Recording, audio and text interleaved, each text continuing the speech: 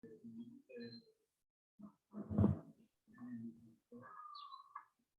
afternoon, comrades and friends. Welcome to our webinar on water policy and climate justice.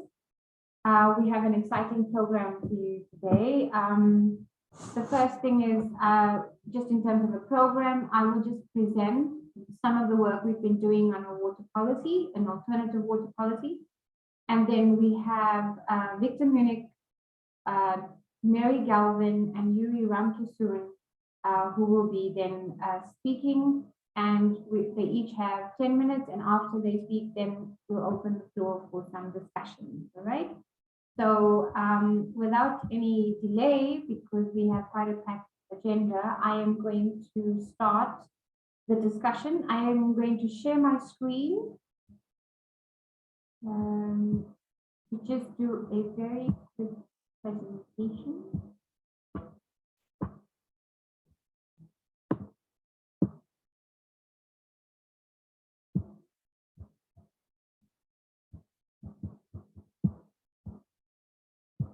Okay, so, I think many of the people on this chat or on this webinar are aware that, you know, we've developed, COPAX developed the Climate Justice Charter, and I think it was maybe, what year are we in, 2022? I think almost 2019,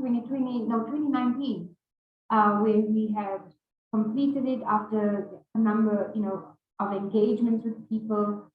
And from that, we said, okay, we have this climate justice charter.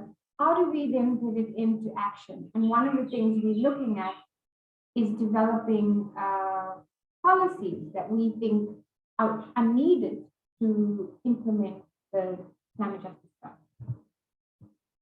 So, basically, this policy in broad terms deals with climate shocks and the water commons. So, you know, what are the shocks we're experiencing? Why the water commons? What is the threat to the water commons? We briefly touch on water inequality and injustice. All those things are broad kind of framing of the policy, which we all know about. And then we talk about what needs to go into a policy framework to democratize the water commons, and then we'll discuss those issues. So, just as you know, this I'll go through quite quickly because I think many of you know about the climate shocks. Basically, you know, we've had the IPCC report that was released last year. We had the IPCC report that was released this year in Feb, which talked about the impacts, adaptation, and vulnerability, and basically what needs to be done. You know, we know we're going to be dealing with climate shocks, and how do we better deal with what is going on? We're already experiencing the extreme weather events, whether it's fires, droughts, floods, tropical cyclones, and the list goes on. But some statistics by 2050, and I think that is changing, that 50 to 100 million people in Southern Africa alone will experience water shortages. In terms of freshwater stress, there's stress due to rainfall variability, sea level rise, increased evaporation is then causing high levels of salt in the soil, so you can't even, you know, affect plants. And this is something that I almost saw in slow motion in Kenya when I had gone about 10 years ago now, where there was an area that, firstly, there wasn't enough rainfall, they were going through a really bad drought. The lake was becoming more and more salty, the sand was becoming salty, so they couldn't even have agriculture. And then, you know, one of the writers that I kind of talk about or like reference in this document is Leonie Jobert, and I think many people would know her. She started out as a journalist. And she says that the costs of climate change have been socialized, and the burden is left with communities, often poor and the state. And it is that kind of, you know, thinking of where the climate justice charter comes from. It's about changing that. So, oops, sorry, I didn't mean to do that.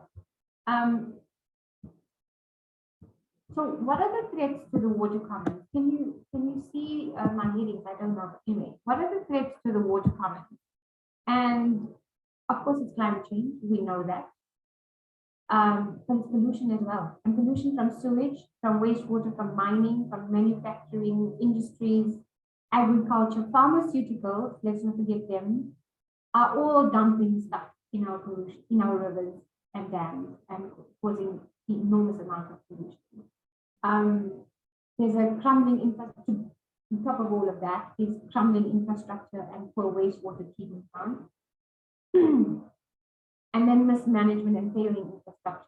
We know that, in fact, this number is changed because I read something last week that said it's about 50% of South Africa's water is being lost to leak.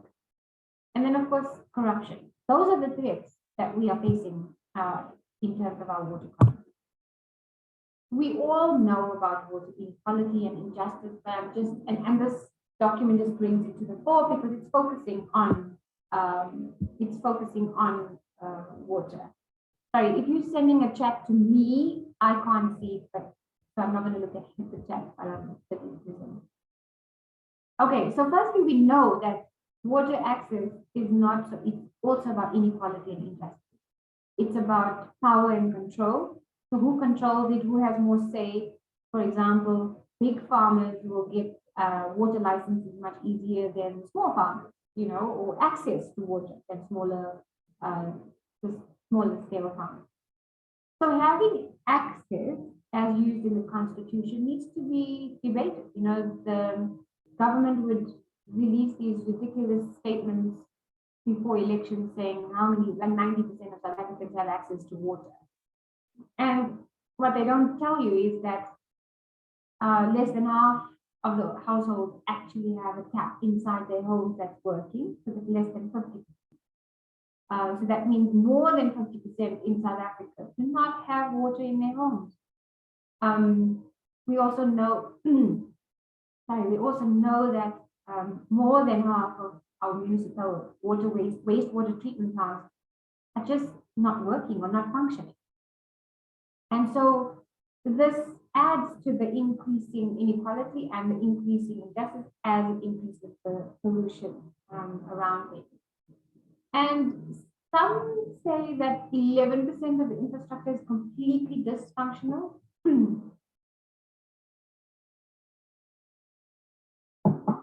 And in a study done between 1999 and 2011, the extent of our main rivers in South Africa have been classified as having a poor ecological condition. So we can't look at just water, we need to look at the ecological system, and the conditions, the poor conditions have increased by 500%. And some rivers are being pushed beyond the point of recovery. Now, this is in a country where we don't have money.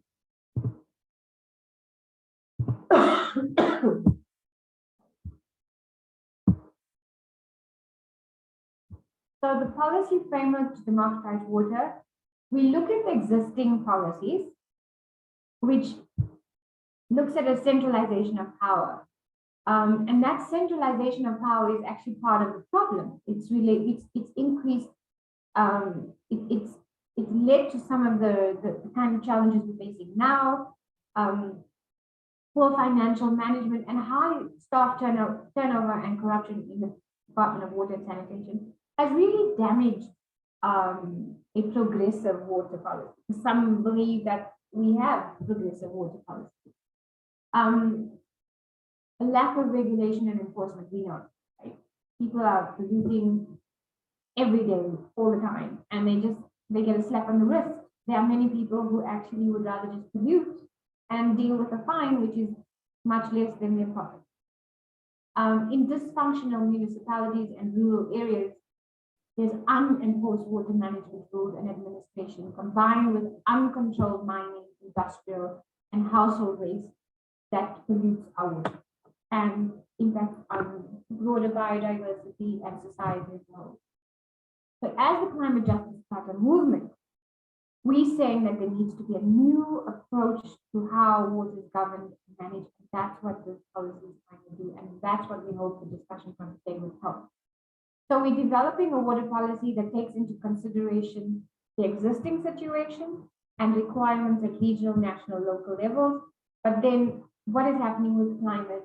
What is happening? What are the future water demands? You know, there was an article as well that says we overstretch in terms of water, and municipalities are demanding more water while they're using almost 50% to be. How is water being used at the moment? How much does agriculture have? Shouldn't they change the way that they do agriculture? And how do we increase people's voices and participation in water decisions so that we democratize, so that we all have a say in what is going on in terms of water? So we're looking at local and national government because that's where we're looking at some of the changes. And most municipalities have not had the financial capacity or the political will to sort out the problem. And that's why it's just getting worse. Shouldn't we change the electoral system to increase people's involvement, communities' involvement in what is going on at a local level? And there was a thinking, there was this kind of move towards it with the ward committees, etc. But that's been politicized. How do we change that so that we can take it back from the parties? And then, of course, you've got national government that deals with bulk water supply, local government that deals with household supply, but they operate in silos. So if you go to national and say, this is what's happening at a local government level, we need to intervene, it takes a body like the Human Rights Commission to actually tell DWS, listen, you need to step in, as we saw what happened in the bar. And then we need a process to have people demand that a government response to use its emergency powers to intervene. Our water's it's a state of emergency. We need to deal with it. We can't carry on as if it's okay. It's not okay. And then the role of communities. How do we make communities have a bigger say in water decisions?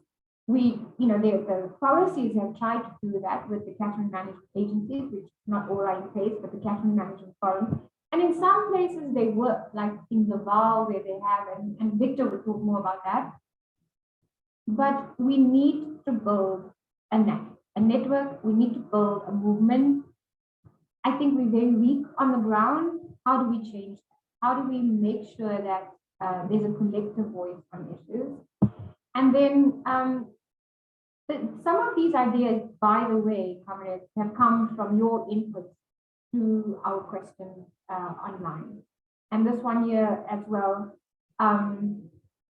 was that another gap is an uncompromising and community-grounded technical NGO network as once existed as the urban sector network. And that was something that Patrick Bond, I think, raised. So measures to democratize the water commons. Firstly, we talk about a water common, but people in the street don't know what a water common is, right? So we need to define that. What does this mean to ordinary people? We need to have education and awareness. So this policy needs to focus on how do we develop better education and awareness. And activist citizen science that empowers people to be at the rivers, at the dams, and testing the water and comparing it and giving them data to say to government, sorry, your data is not working. It's not, it doesn't align. And then to challenge the policy framework. We do not challenge the water pricing. We need to do that. We haven't looked at the cost of climate-related pollution. We've had the policy which we called groundbreaking, and we said free basic water, but not enough was done to say, what about the size of the house? What is the allowance? Should we not just be looking at the whole policy again? And then, of course, the inequality, because in South Africa has quite you have millions of people who don't have access to proper water. And then you have people who have a swimming pool and 5 bathrooms and all of that. And so how do you make it so that high-income households also reduce their consumption? At the present levels, 183 liters per person per day, and that's an average. And we know that that's not for the majority of the people. So it's a minority that's using the bulk of the water. And then in terms of allocation, large corporate consumers like Eskom, commercial farmers, timber plantations, mineral washing, mining companies have all golf courses, have all been allocated large amounts of water. And how do we change that? How do we challenge that? So those are the kinds of things that we're saying. If we're going to look at a policy, we need to look at those kind of things and set into place something that would deal with water differently. It must not be a hands-off approach. We all need to be part of the decision-making process. And that is where the water policy is. We are looking for other comments and inputs to assist and further develop it. So that is, we will take questions later. I think we will go on to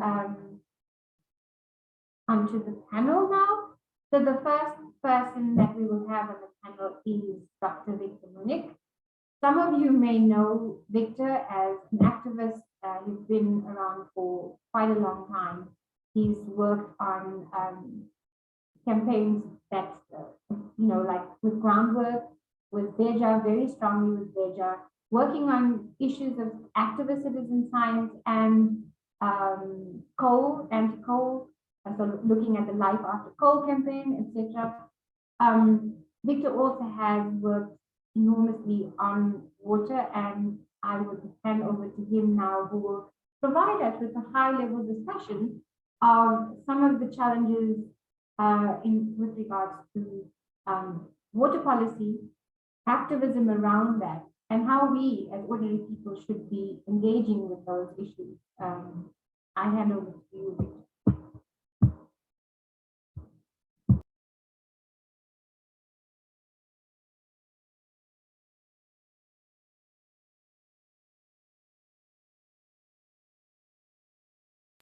Victor, are you on mute?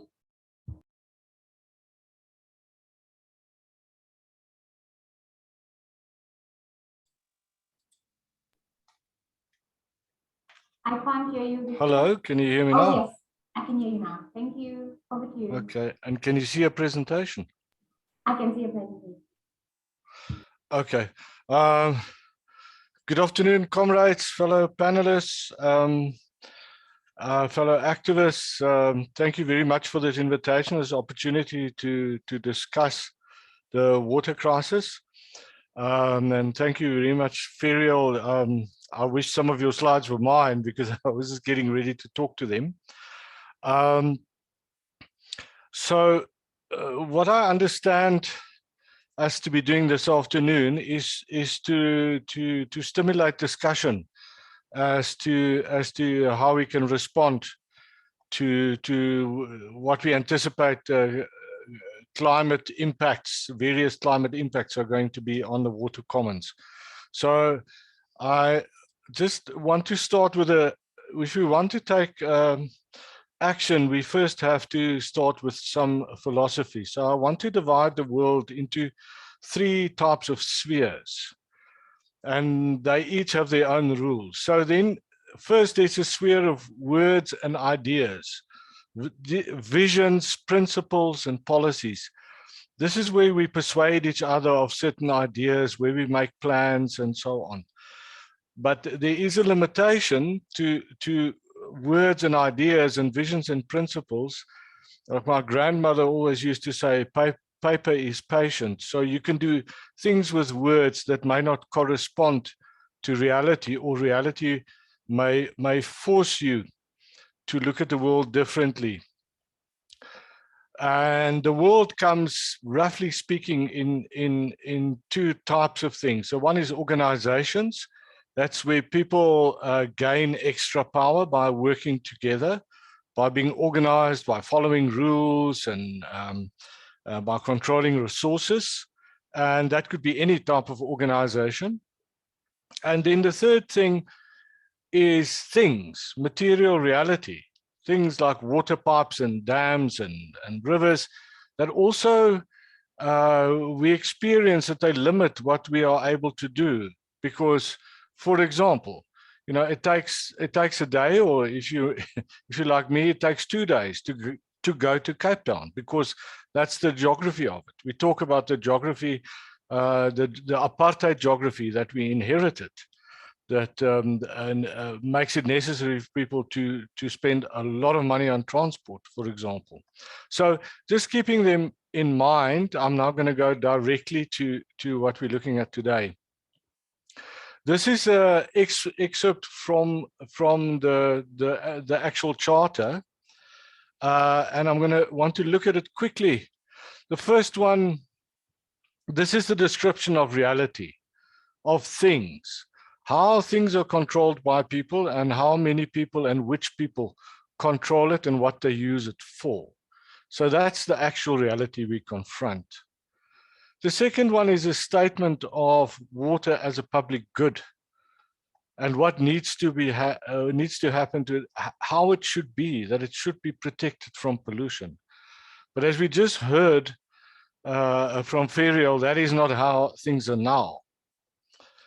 The next line, water use has to be democratically planned and effectively regulated, which is we have words to that effect in the Constitution and even in our policy, but that is also not how things work at the moment. Water and sanitation infrastructure must be upgraded, managed and monitored. So this is something that talks about real things and also real people and their jobs. This, I particularly like this one. The lots of water that coal-fired power stations use at the moment, and very, very clean water, in fact, we should be using for other better purposes. And the same for the resources like land and water that are currently being used in big agriculture. So you can see a lot of meaning when we start analyzing this water section. I picked up just two other references. The one, the industrial food system produces hunger, uses water inefficiently, destroys nature, releases carbon, is generally.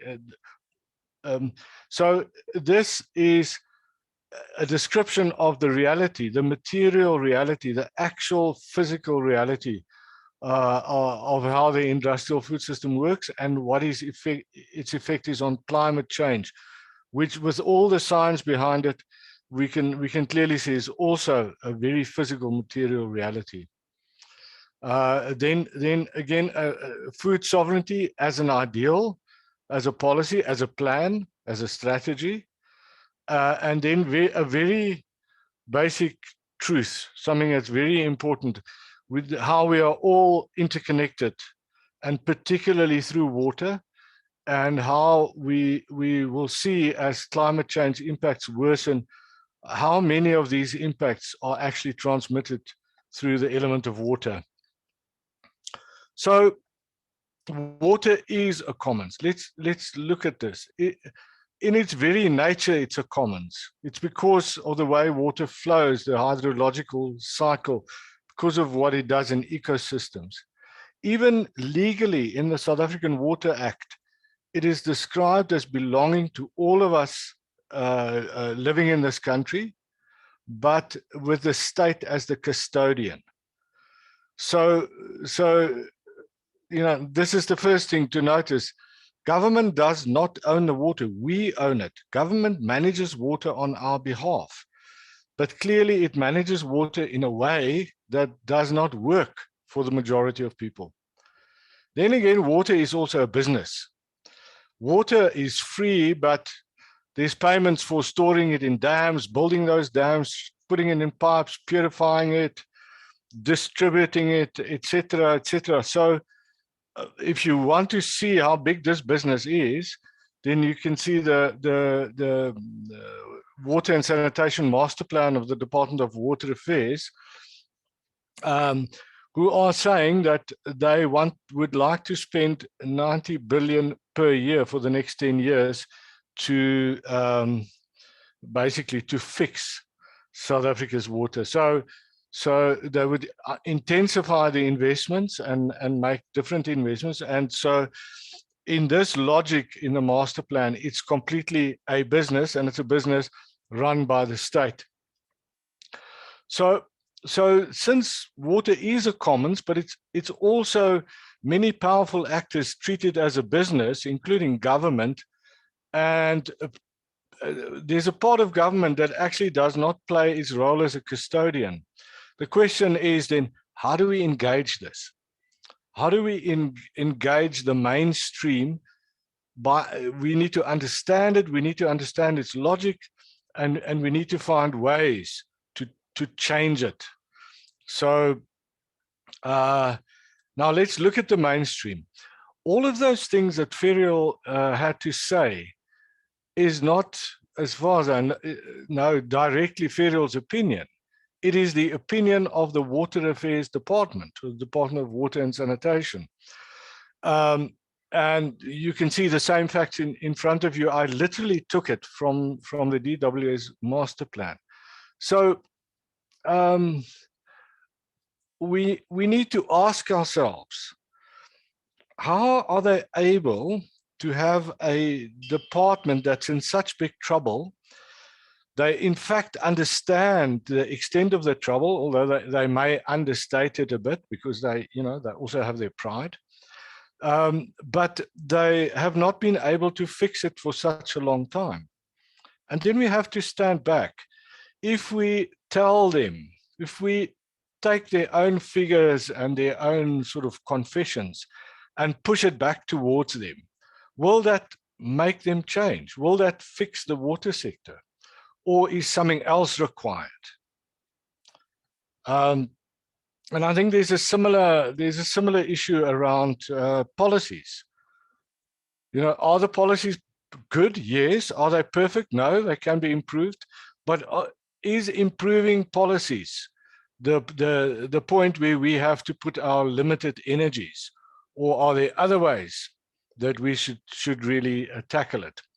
Now, a very interesting report from Mike Muller, who was the first Director General, and actually is responsible for a lot of basic planning and structuring of the water sector.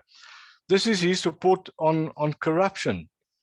And what is striking about this report is that it's not a few single cases of corruption, but it's a systematic way of plundering the water sector, the government, but also stealing from people who are dependent on the water. Which then means that there's a whole system in place that doesn't work. And it may not only be corruption, there may be other weaknesses in it as well. So having this system in deep trouble, we have the bad news that it's going to get worse because of the climate crisis. As I said, water is really how we will feel it. There'll be droughts and temperature rises, floods, destruction of infrastructure, etc. Why we talk about 3 to 4 degrees Celsius increase is because in Africa, in most places, we are going to get double the average global increase if we continue, which looks very likely with the current emissions of greenhouse gases. But there's not only the direct impacts, there's also, as we are busy with a just transition, and I work closely on watching and analyzing the Presidential Climate Commission and seeing how this develops. There are a number of possible transition failures. The risks that we are taking in the transition. Not that I think we have a choice about whether we should go into the transition or not. So we've got massive acid mine drainage and very little rehabilitation for both the gold and the coal areas. A lot of people know about the gold, and it's actually gold and uranium areas. But to my calculation, the coal areas are equally affected by acid mine drainage and also need a lot of rehabilitation. But what we saw happening in the gold sector is that it was the taxpayer and the public that ended up paying, and we may face the same thing in coal. We have Ferrial, are you? there's a very weak local government, and this is a real problem in many aspects, but also that local government will have the responsibility for disaster management, for managing the impacts of climate change, and they will also have the responsibility to develop alternative non-coal economies, and they are not currently in a position to do this. Then there's the challenges of food scarcity. There is a major risk that renewable energy production will develop really far too slowly to replace coal-fired power stations when they are decommissioned. And there's also a possibility that government, through clumsiness or bad intentions, will neglect or sabotage the transition. So we face many risks, and many of them can impact on the water sector. So one of the inheritance of Mike Muller's first work as Director General was to divide the water issues in two separate areas, and institutions have grown in that way. And sometimes this is confusing to activists because the separation means that it's difficult to carry issues from one space to another when you are engaging with the mainstream. So I think I'm not going to go into the local government issues because I think Ferrial has explained them very well, but I want to look at water resource management. Except to mention, and I hope we discuss this today, the Eastern Cape Initiative, the Amatole, where during the lockdown, the 10 activists were arrested. And as I understand it, that case is now coming back, and that mobilization is also coming back. I hope people will talk a bit more about that. What I want to look at as I come to the end of this presentation is something that I've been doing some work on, specifically the water dimension. So you may know about the MZS, this proposal at Makadu, the old Louis Trichardt, to build a massive a set of steel factories, between 6 and 8 different types of steel factories, that's being pushed by the Limpopo government, Ledet. And also a huge coal-fired power plant, which they have now changed into 1,000 megawatt solar plant, which will be basically a miracle if it happens, in the sense that we haven't seen such renewable energy plants, and it may be completely on the level of talk rather than a real plan. They also have a plan to build a new dam, the so-called Musina Dam, because all the analysis showed that there just wasn't enough water to run these factories.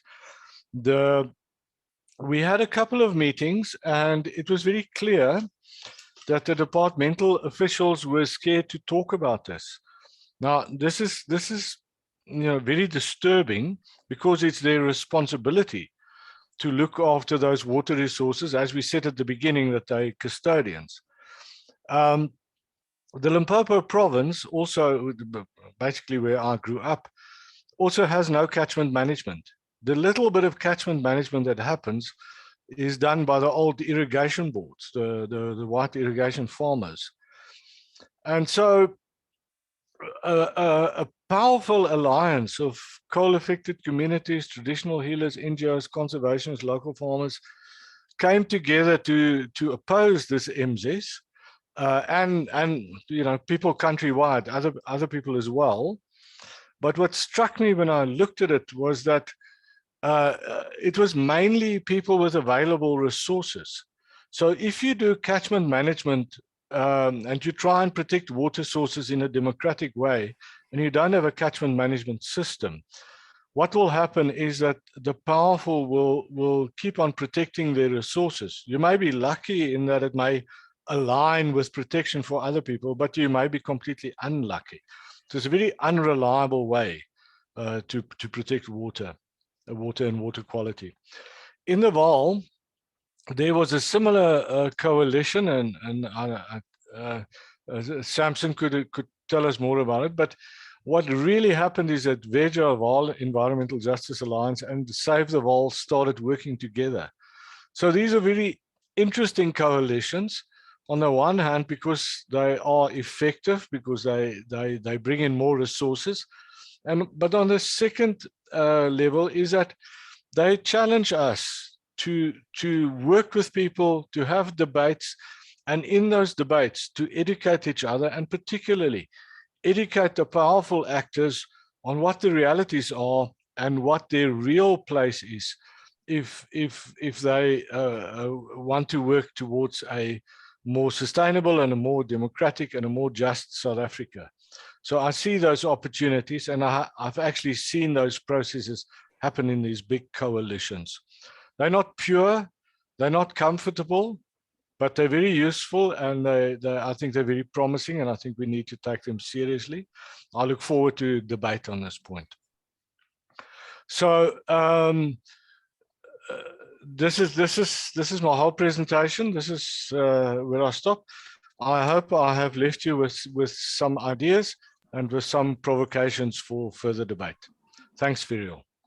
Thank you so much, Victor. I think that was really informative. I think not only the facts but worked us through in a very quick time quite a mapping out the water sector. I think that also there's been some debates and discussions starting already. Like, for example, has catchment management forums worked in South Africa? Do they have a place there, or should we look at something alternative? And I like what you're saying. I like that you sparking the debate in terms of having broad coalitions, and that we need to start working in a position where water affects everyone, and we need to start embracing those discussions in spaces that allows for different interactions. I just wanted to add, there was a comment that came up that COPAC is running a petition right now. Charles, can you please put it into the chat just so that people can sign on to it? Because we're basically saying it's a letter to, there was this whole thing of having funding, a global funding to South Africa that was announced at the last COP. And we're saying that that funding must be stopped if it's going to go to Eskom or any kind of coal-fired power station. So we have a petition running. So I think please, Charles will put it onto the chat, and please sign up if you can. So Victor, I think you have definitely started the discussion, and there'll be some good debates. Please hold your questions. I see some stuff coming in. It would be great to have more. Our next speaker is Professor Mary Galvin, and Mary has also quite a long experience and in research and advocacy in water issues and human rights to water and sanitation. She's written quite a bit on issues of sanitation and water and sanitation in KZN as well. She has worked in KZN as well as now in Johannesburg as an activist and as an academic. I hand over to you, Mary, to give us your input. Thank you. Thanks, Ferrial. I don't have any PowerPoint slides. I'm sorry. I was just going to speak more from my experience. I was thinking about how to approach this, and it dawned on me that I have much more to say from that angle than from really an academic angle. Mary, would you be able to put your video on? Sure, but I will be looking at my notes. Sorry. Here I am. Hi. Yeah, I wanted to speak more from my experience, but let me first place it back in the context that you started with, Ferrial. Victor repeated, but just to start from that space again, that my starting point is that if the world elites aren't dealing with climate change, we're not going to reach our targets in time. It's very clear. And to halt runaway climate change and the weather chaos that will follow, the floods, the droughts that we're already seeing. We need to ask, like, how is our infrastructure coping? And we know that our water systems are in crisis, and that this is alongside the almost complete non-implementation of policy. So if you go back to look at the actual policies, they still sound quite good in many places, but they are not being implemented, which is obviously a key thing. So I wanted to discuss like where things stand and where we need to go, just very basically, and within a context that across the board systems need radical revision in order to be able to deal with this runaway climate change. So sort of past, present, future, a lot of the issues that are raised, and most importantly at a community level where people experience them, are raised powerfully, but again and again, the question about whether there's provision or not. We still have big parts of the country without provision of water, interruption to supply. Ferrial mentioned one of the top issues that came out of the last census: systems not working, unaffordable water, unsafe or dirty water that is not treated. And all of this has become more and more acute with climate change, at least, straight from a biophysical point, on top of that, with these systems not working. So where does this go? Well, the minister made the claim through SONA that he had visited every water system in the country, which would be absolutely, to me, a ludicrous claim that one could do that. He must have meant, large treatment plants or something, because how in the world would you do that? Anyway, the aim has been to put pressure on government and to expose the corruption and the dysfunction, particularly at the local government level. This isn't, as Victor was saying, like a lot of these things are well documented by the department. In this case, the South African Local Government Association is one of the best sources to understand the dysfunction of local government. It's all incredibly well captured with different indicators, et cetera. Then we had the Water Caucus having meetings, writing letters, engaging with water affairs, followed by lots of multi-stakeholder initiatives. And there was some success there in like broadening the focus of government. Civil society engagement there ended up extending free basic water from 6 to 9 kiloliters by putting pressure. And then, of course, protest continuing, growing over years, often starting around governance issues, and then water being the way that that's expressed. So just in terms of statistics, 22%, and this is coming from the Center for Social Change at UJ and my own work on that data, 22% of protests have been around service delivery. And of those, for example, in 2016, 390 total service delivery protests with about 100 around water. So that's about eight to 9 service delivery protests focused on water per month. And within that, we can't miss that activists, in addition to being arrested, we've had activists who are killed with trying to stand up for basic water rights. Munnik is one of the areas where I've worked, and yeah, people dying to try to get water. So clearly, all of that heat we need to keep up. Then the next level is, well, what happens on a legal or a political level? Locally, I mean, we all know about Mazibuko. Locally, litigation cases are being won, but then the municipality is disregarding the direction of the courts, similar to like early housing cases, but even now more so, like they're being held in contempt of court. So how effective is that in really bringing change? We can question. Yeah, probably about 10 years ago, in a discussion with a couple constitutional court judges, it was suggested to me that we should be doing due diligence cases on municipal leaders. because fines are easy to move past, not taking the direction of court, but when individuals really feel it, you might get a response. I think, so that's the first thing. And then the second was about, I think Ferrial touched on it. There is a provision in the Constitution for intervention by the national water affairs to take back the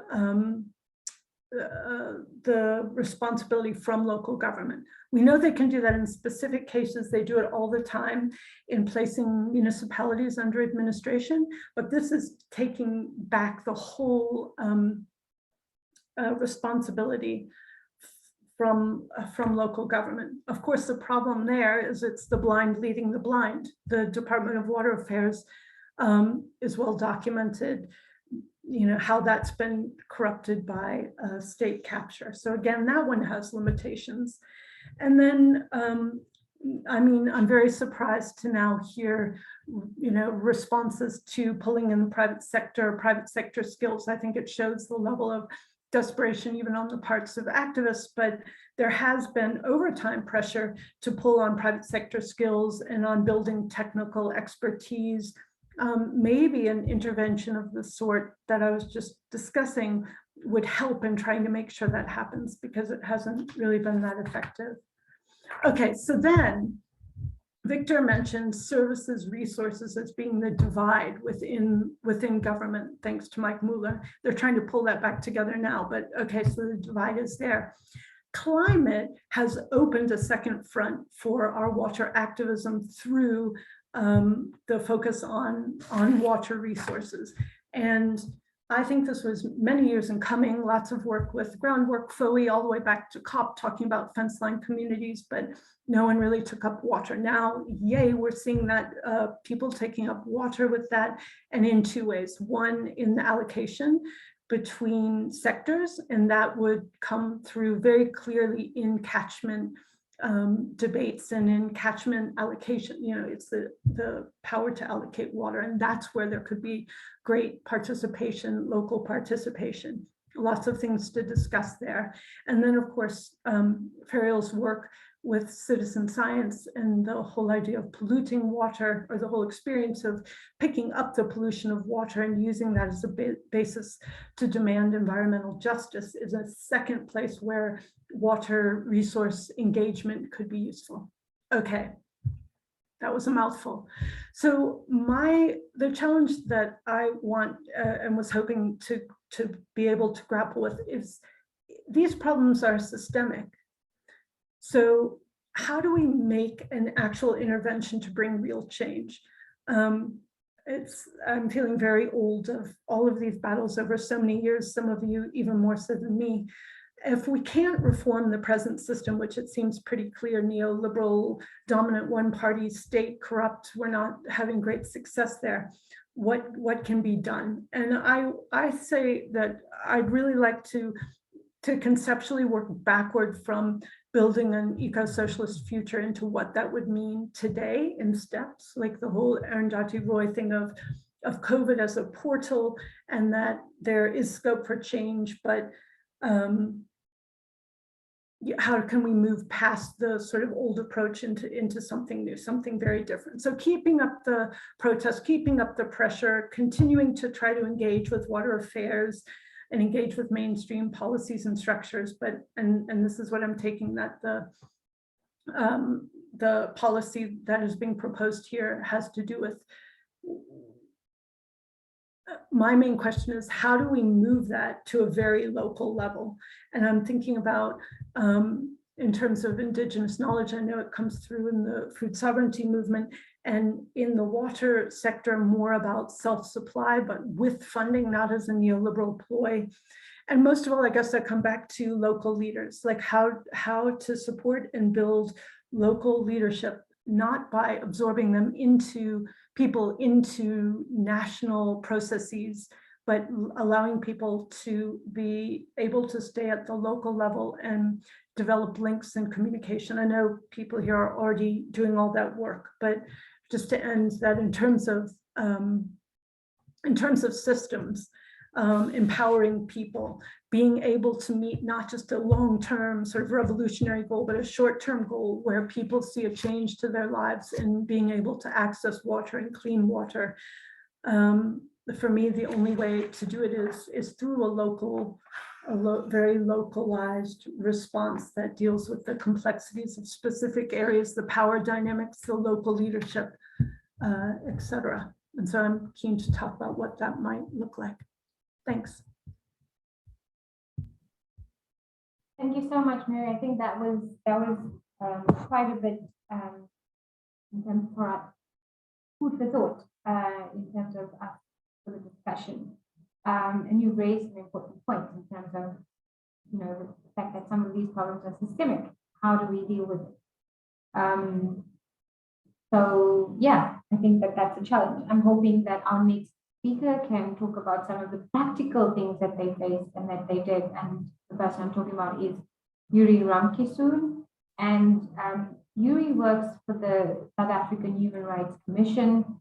She is the water expert there, and she has immense experience in working with the challenges in the Vaal as well as in other parts of the country. And her activism also goes way back to many years ago. And she's now going to give us a perspective from the work that she's been doing. Thank you, Yuri. Over to you. Thanks, Ferrial.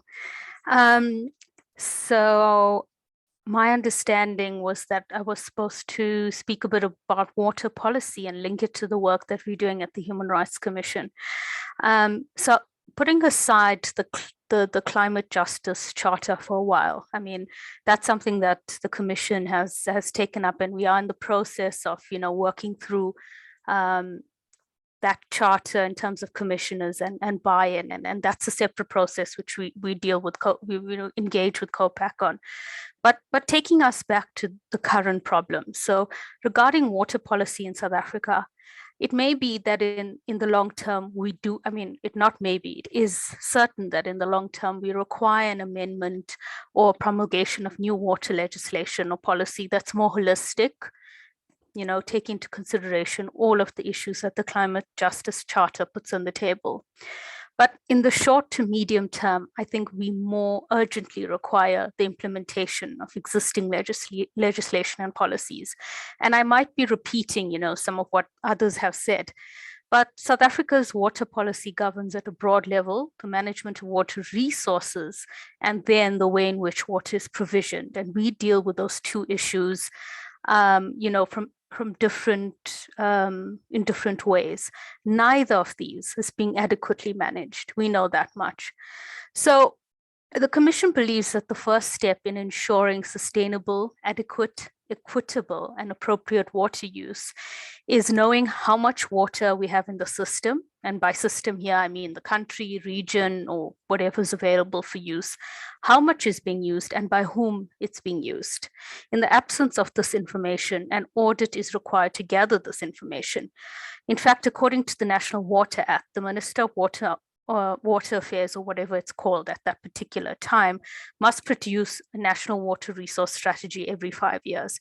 And we don't have copies of this national water resource strategy. Maybe others have seen it.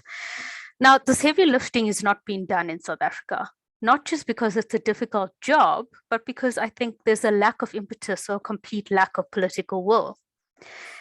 Such an exercise is crucial not just for the management of current water resources, but future resources, accepting that climate change and other factors will inevitably impact very greatly on the water stores of our region, not just South Africa, but Southern Africa as a whole. And then in addition to a basic audit of water resources, questions need to be asked on how water is being used and if these uses are beneficial and sustainable. In 2012, when the Human Rights Commission conducted its water and sanitation hearings across the country, we found that over 150 mines were operating without water use licenses. Now, aside from the fact that this is illegal, we must question, is mining the best use of water resources, given that we live in such a water scarce country, based on what it gives back, not just to the economy, but to the country and communities? In other words, we must build externalities into our accounting systems and try and understand what the real benefit or disadvantage of something like mining is. In terms of water service delivery, the Commission is dealing with myriad systemic failures by local government to manage water and wastewater treatment plants. It's been said many times.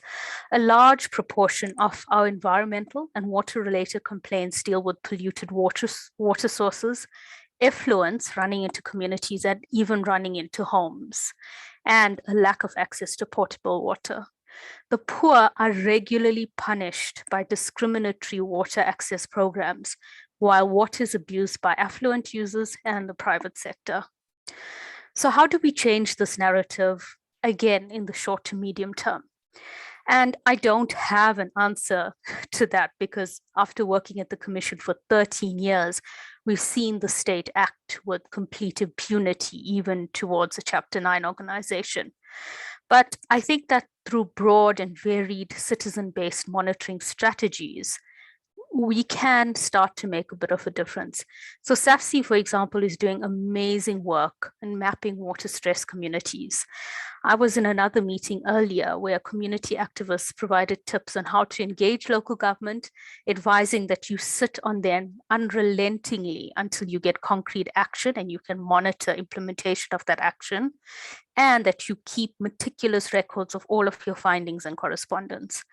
So I have seen that if we work individually to conserve, even if it's our little wetland or a river or a plot of land or whatever, it does add up to major change, because individually we can only do so much, but it does add up.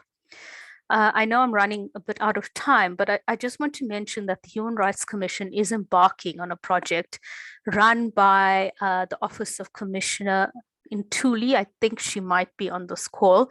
She is the more recent commissioner in charge of water and sanitation, taking over from Commissioner Amir Mia, who did amazing work where he visited communities and asked them what their issues were with water service provision. And one of the major findings there was that local governments were not providing water because they had a vested interest in providing water tankers. And so there was no impetus to provide water to certain communities. Anyway, coming back to the monitoring tool, the South African Human Rights Commission wants to develop a comprehensive local government monitoring tool. And this project is still in its infancy, but it's hoped that this can be a tool that can be used both by the Commission and civil society organizations to monitor the realization of rights at a local level. This information can be fed back to the Commission and to the state for further action. The Commission does have unique powers, and if action is lacking at a local level, it will not hesitate to escalate these issues to provincial and national levels, and failing that, escalate it to the presidency. So that's one of the projects that's up and coming in the Commission, but noting that we are constantly monitoring and trying to deal piecemeal with individual complaints. And I think that the time is ripe for the Commission to link with a broader sort of caucus on water, so that we can be more strategic in the way in which we address water issues. I think that our water resources are scarce, and the time to act and conserve and manage has come and gone a long time ago. So urgent citizen-based action is required now. Thank you.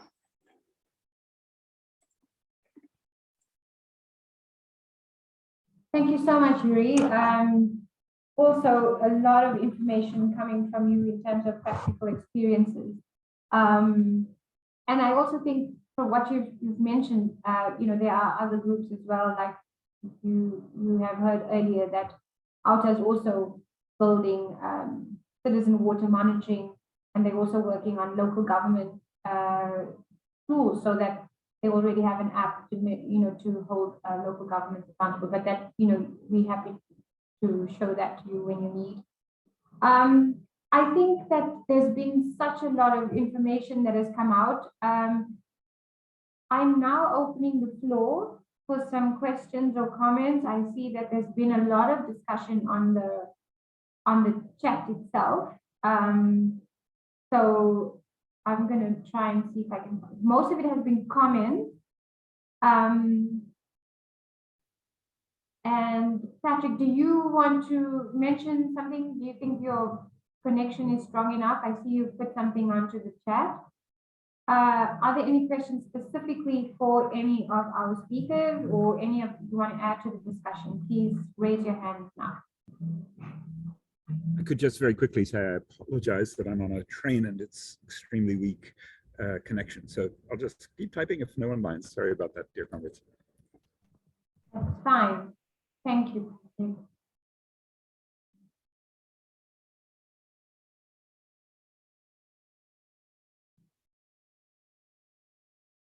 I can't see any hands up. So Jane, if you are in, can see the participants putting their hands up. I mean, I think from this discussion, just to say that, you know, while we're waiting for anyone to raise things, is that I think it's been very informative for us working on a water policy for the Climate Justice Charter. So I'm just going to read some of the questions, sorry, as they come up. There's a comment to the Human Rights Commission, which says Human Rights Commission needs to be able to have a greater oversight role with the ability to present the matters directly or without having to have further commissioning. And then Yuri's responded directly to Patrick. Sorry, Yuri, I can respond to the comment though. Sure.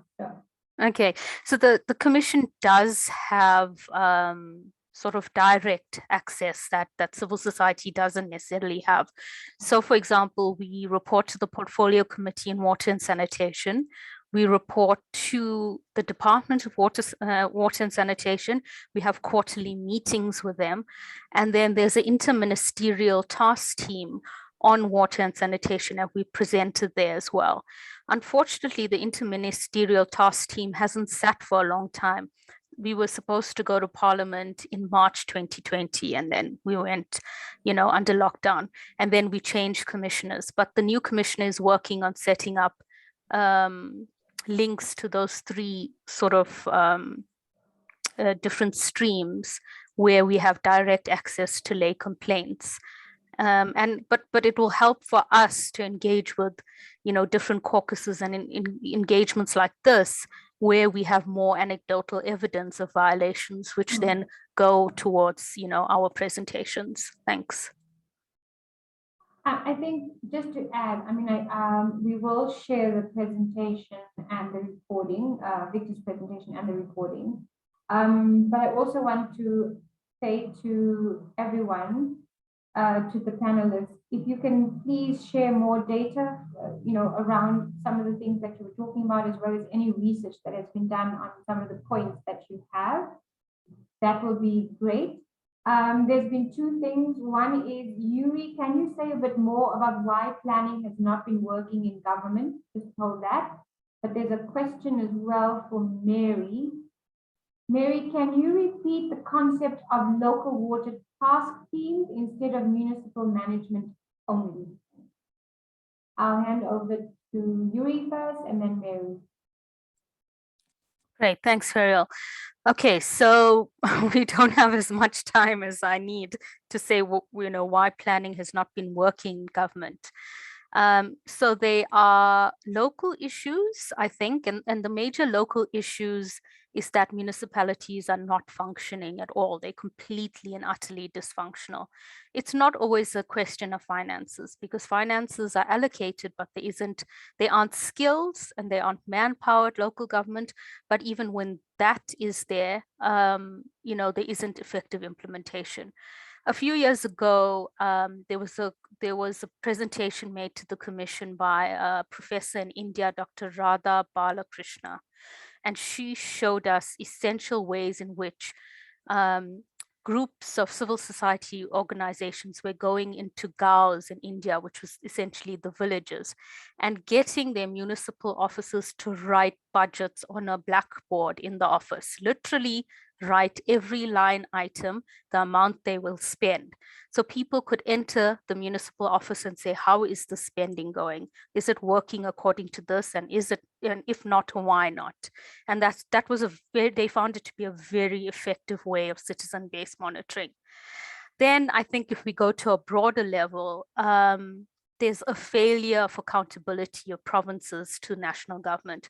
Often national government wipes its hands off provincial government.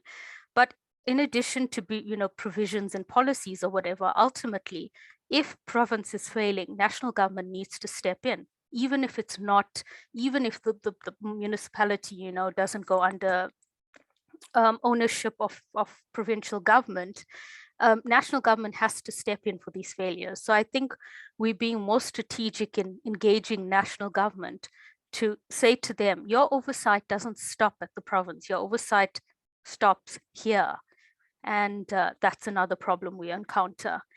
I think planning hasn't also been working because local governments and even provinces contract people to provide services. And one of the main issues we saw wasn't a problem of service provision at the local level, but ineffective provision. So sort of projects that haven't been complete, projects that worked for a while and then stopped and there was no accountability, or projects that were complete but never worked, and again, there was no accountability. So monitoring and evaluation is a huge issue at local government as well. Thanks. Thank you, Yuri. Before I hand over to Mary to answer her question, I think I'm going to add one that has come out. I think it should be actually for Victor, which is about water catchment management areas and whether they're working in South Africa, and if there are examples of citizens and communities doing things to shape things. I think Mary can answer that as well. But in terms of the relevance of water catchment areas, I think a forum, I'll hand that to Victor. But first, Mary, your question to be answered.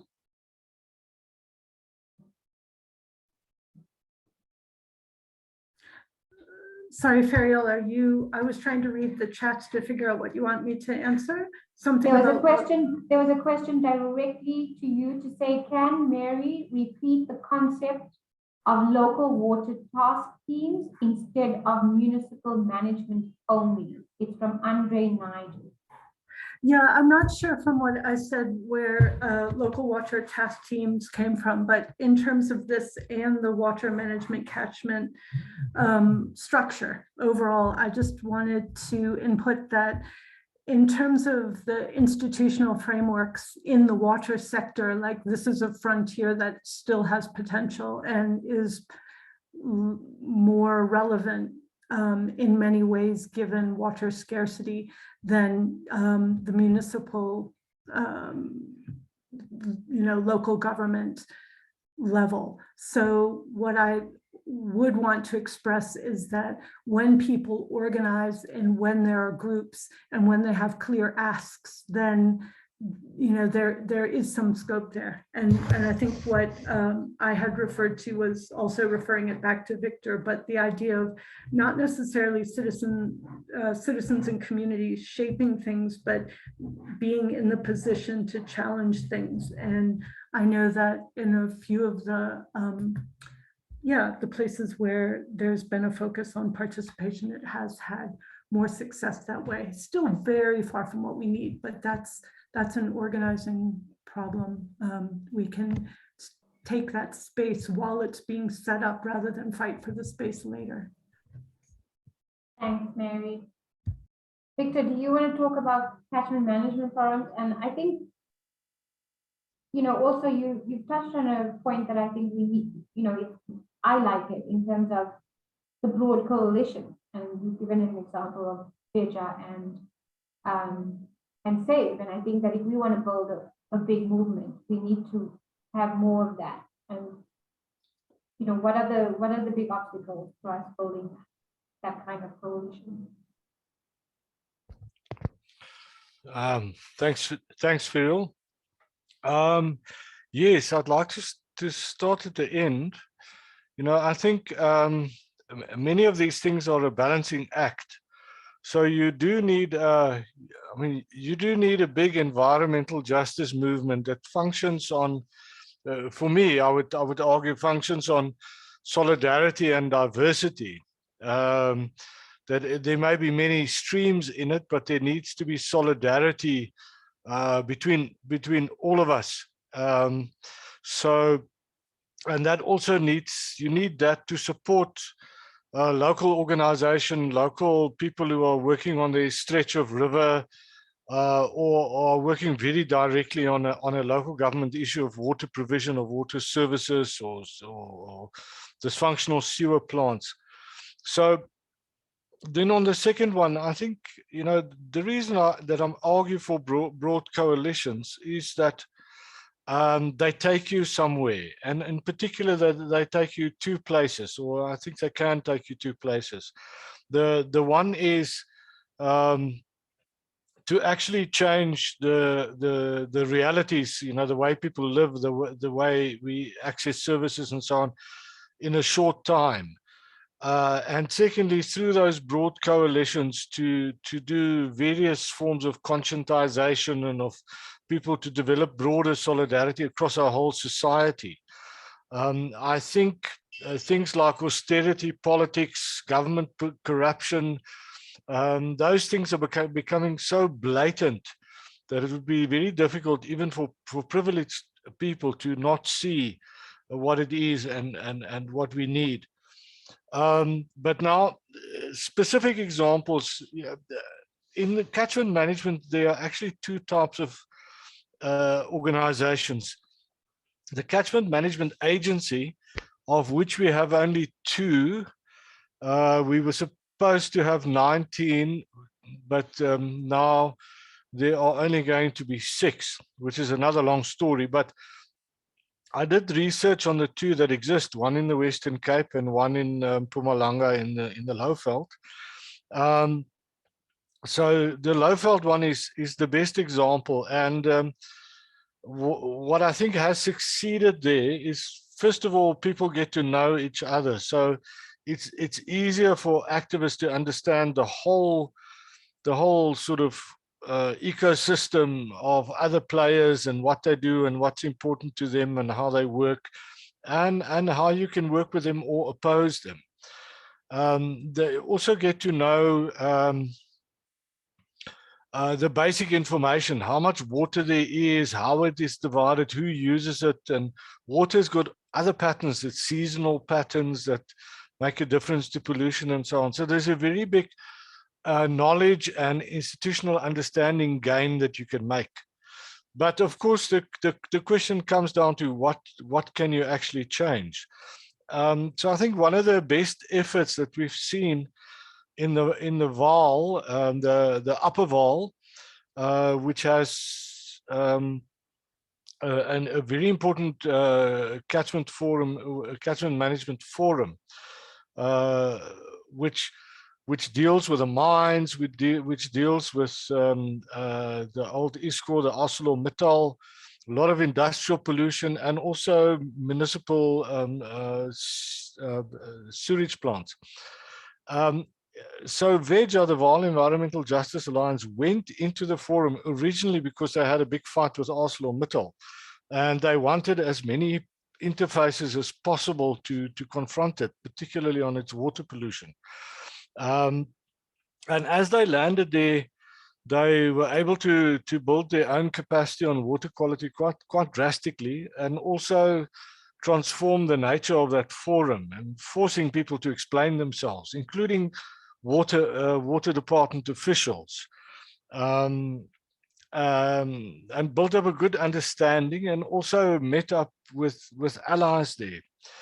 And they pushed it to the point where there was like various special interventions in fixing the Vaal, trying to fix the Sebokeng wastewater works, which the South African National Defence Force got in there to fix it, but also to keep people out. You know, they were basically a bit of an occupying force at the same time. And the Human Rights Commission had the hearings on the Vaal. There were various court cases that Veja and Save worked together. So they were able to put a lot of heat and build up a lot of pressure. When you then evaluate whether they were really successful, you have to ask the question about, you know, what were they up against, and what are the dynamics that resist this activist pressure. And so those dynamics are huge, and it would be, you know, I think it would be unfair to those activists to write off their efforts because, you know, Imphileni municipality and didn't change enough, or that the Department of Water Affairs was still in a sort of a state of dysfunction, so it didn't make a good intervention. So I would end off by just encouraging activists to continue. As David Kramer, the musician, said, it takes 10 years to be an overnight success. So we may be, you know, working through our 10 years, or some of us 30 years, to get closer to being a success. But I think there is no alternative to activism, to local activism, to a broad movement that supports it. And it's really our duty to pull this together in some sort of workable constellation, so that we can exert maximum force, but also so that we can advance people's local solutions to people's local needs. So I look forward to working with you further on that, and I look forward to, at some stage, for us all to be successful. Thank you, Comrade Victor. I really like that 10 years to be an overnight success. It really puts things into perspective, and in terms of, it describes activism quite well, I think. So yes, I like that. I like the, you know, passion to get us all motivated to move on, and I think that's important. Cedric Shen, your hand has been up. Luckily, it's a virtual hand. It could be painful by now, but please go ahead.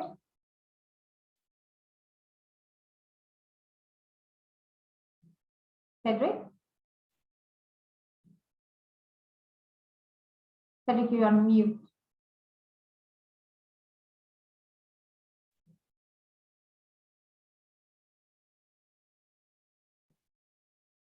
Okay, I think we've lost Cedric.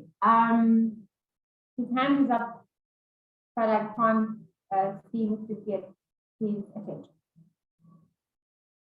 Okay, so we are wrapping up.